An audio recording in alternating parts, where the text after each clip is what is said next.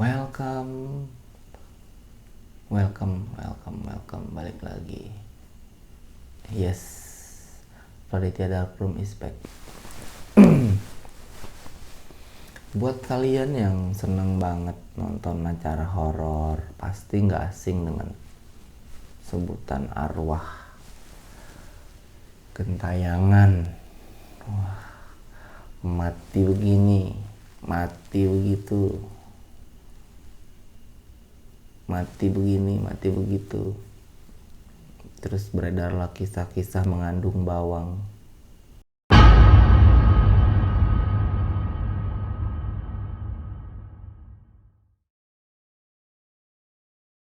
Nangis-nangis ya, termehek-mehek lah ya. Kalian tahu nggak? Di agama Samawi, ya harusnya kalian tahu, tapi kalian sadar atau tidak, di agama Samawi, agamanya Ibrahim alaihissalam dan keturunannya, sudah jelas kalau manusia meninggal dunia, maka ruhnya akan memasuki alam ruh atau dunia arwah. Jadi nggak ada urusan dengan kehidupan di muka bumi lagi, kecuali, nah yang kecuali ini yang apa ya, gue mau bilang ambigu, mau bilang aneh, mau bilang lucu, mau bilang ya aneh. Oke,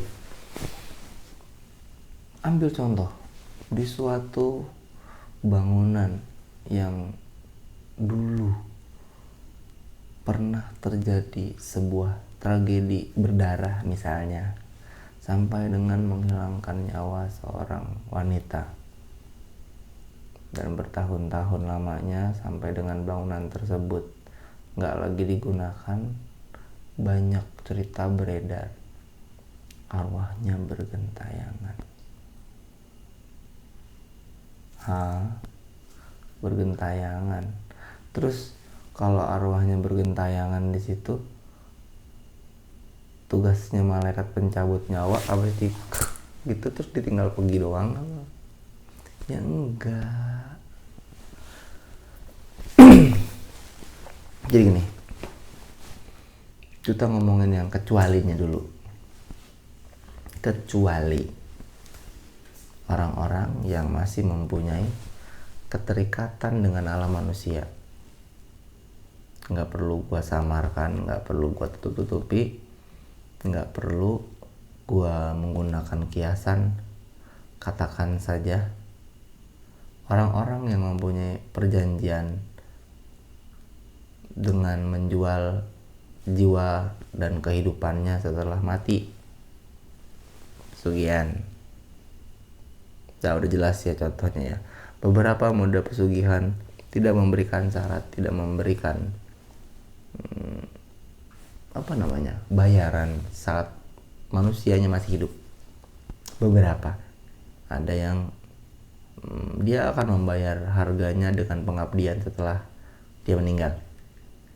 Nah, oke, salah satunya itu sebagai contoh. Terus kalau nggak ke alam roh, nggak ke alam kubur, terus dia kemana? Tergantung penangguhannya dia itu di mana. Penangguhannya apa, dia terikat sebuah perjanjian, dia akan mengabdi di sebuah hutan lah, menjadi pembantunya makhluk yang dia pernah membuat perjanjian itu. Ada juga yang menjelma menjadi hewan-hewan tertentu, ada juga yang menggantung-gantung antara langit dan bumi. Tapi itu nggak perlu gue jelaskan detail. Lagi-lagi gue nggak bisa menjelaskan secara detail karena nanti kalian bakal coba sendiri dan itu berbahaya. Dan gue dilarang untuk membagikan sebuah tutorial, apalagi hal itu membahayakan jiwa kehidupan, keimanan, dan diri kalian sendiri. Terus kalau ada orang meninggal atau apa di suatu tempat nggak sempurna, kematian yang tidak wajar, itu suka ada makhluk yang nampak menyerupai atau yang mediumisasi, dia bercerita, dia tahu pasti. Itu apanya? Guys, setiap manusia yang lahir dan hidup itu sudah pasti mempunyai pendampingnya, kiri, kanan, atas, bawah, depan, belakang.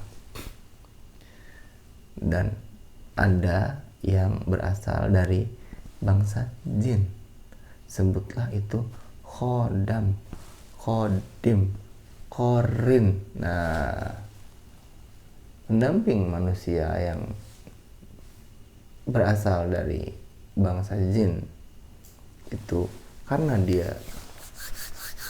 sudah ikut kita sejak kita dilahirkan, dia sangat hafal perilaku kita, dia menghafal tingkah laku, cara bicara, suara, semua kejadian dalam hidup kita dia mengetahuinya.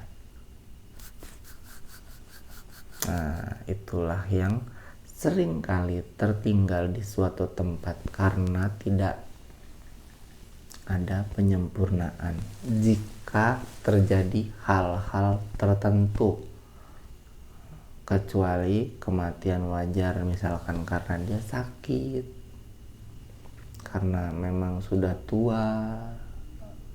Pokoknya kematian wajar itu jarang sekali ada korin atau apapun yang tertinggal dengan kehidupan di dunia manusia. Oke.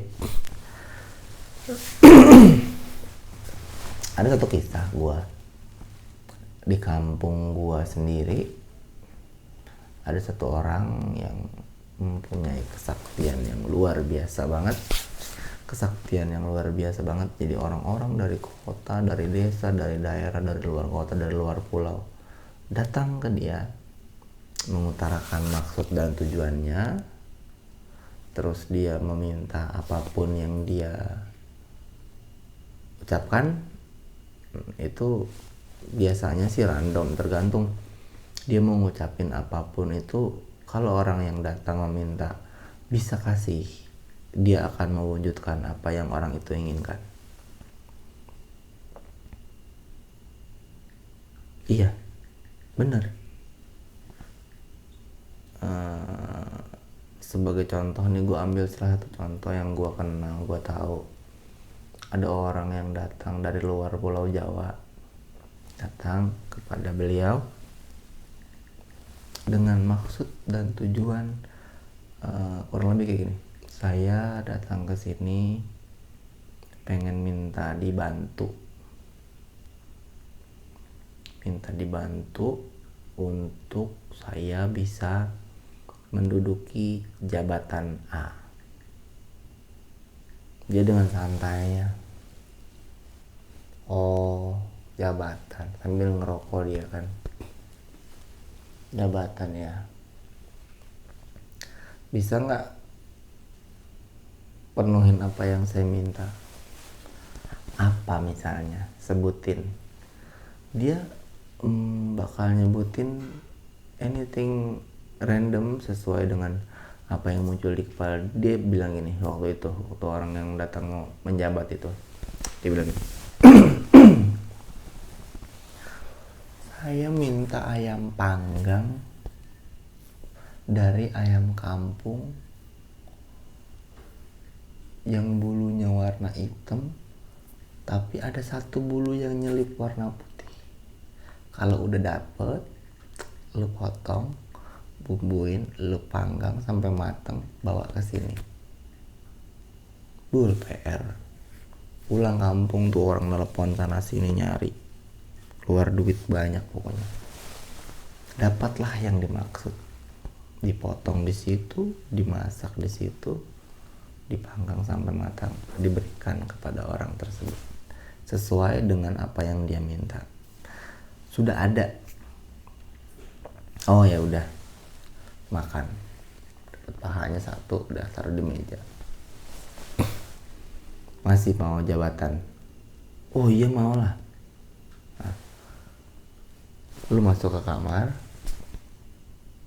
ada benda di atas meja, lingkarin di perut lo, set, udah gitu aja bu. Iya gitu aja.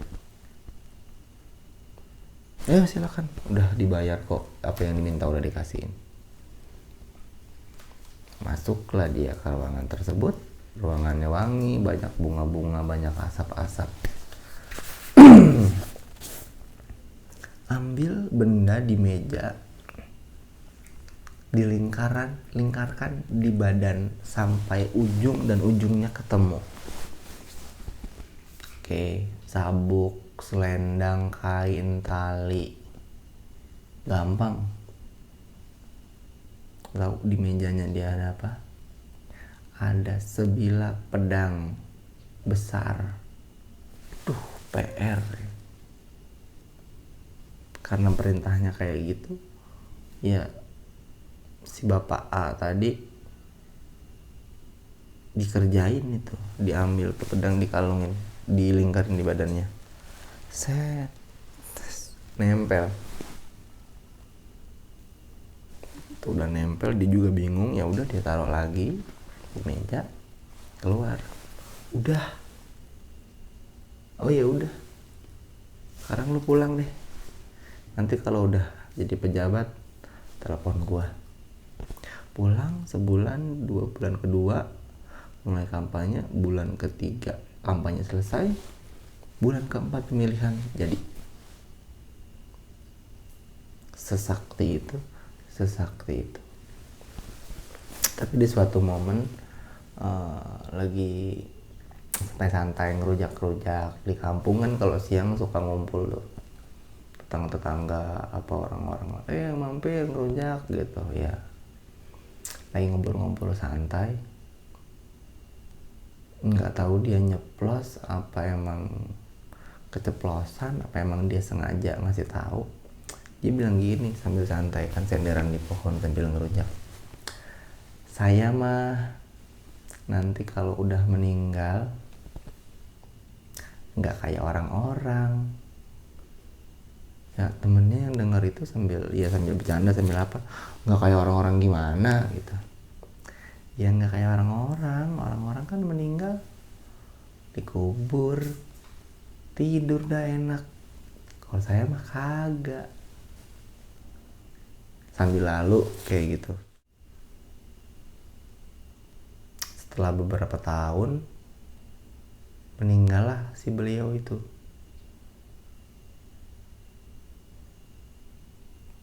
Petir-petir menyambar, angin badai. Dari mulai pasang tenda bendera kuning, hujan badai sekampung gak udah-udah. Sampai dengan selesai jenazah dikebumikan, berhenti itu hujan badai petir, dar der dor. Sampai di situ aja, enggak. Omongannya benar-benar terbukti kejadian. Di hari kelima setelah pemakaman, banyak orang-orang yang ya karena hujan badai apa nggak tahu, nggak ikut nganter, nggak ngeh. Anak-anak ronda ngelihat dia jalan tengah malam pakai payung dengan dandanan sehari-harinya. Kalau dia mau nongkrong atau dari luar kota, keren lah pokoknya dandanan dia pakai payung jalan dengan aromanya yang wangi bunga, mantap.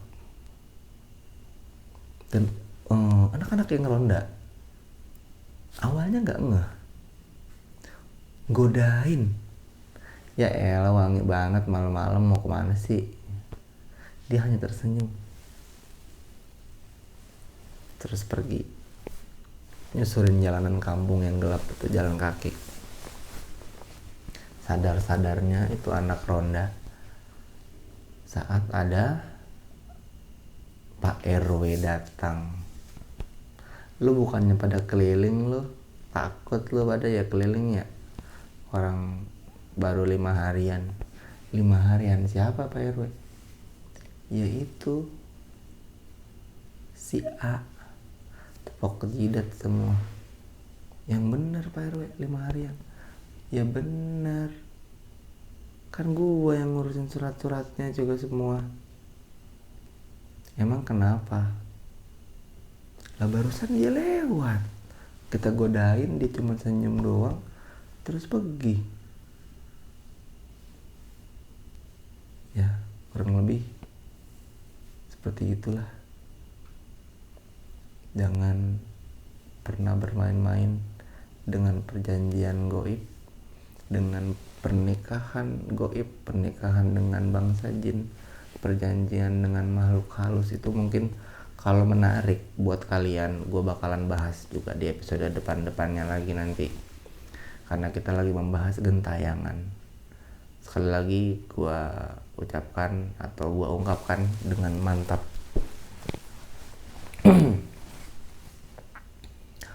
manusia yang sudah meninggal akan pergi ke alam kubur ruhnya, atau alam arwah atau dunia arwah. Putus hubungan dengan dunia manusia kecuali ditangguhkan. Ditangguhkannya ini dengan catatan-catatan yang tadi udah gue sebutin ya. Jadi kalau kalian di suatu tempat ada, dulu di sini ada kejadian pembunuhan begini, dia menangis, bersedih, mengandung bawang, melo-melo, atau dulu tertabrak mobil di sini dan dia bergentayangan terus-terusan. Dia sudah dimandikan, didoakan, dikebumikan dan disempurnakan. Jadi nggak ada itu cerita-cerita mengandung bawang. Ya, tetap di Vladitya Dark Room. Sampai ketemu lagi di pembahasan berikutnya yang lebih merinding daripada itu.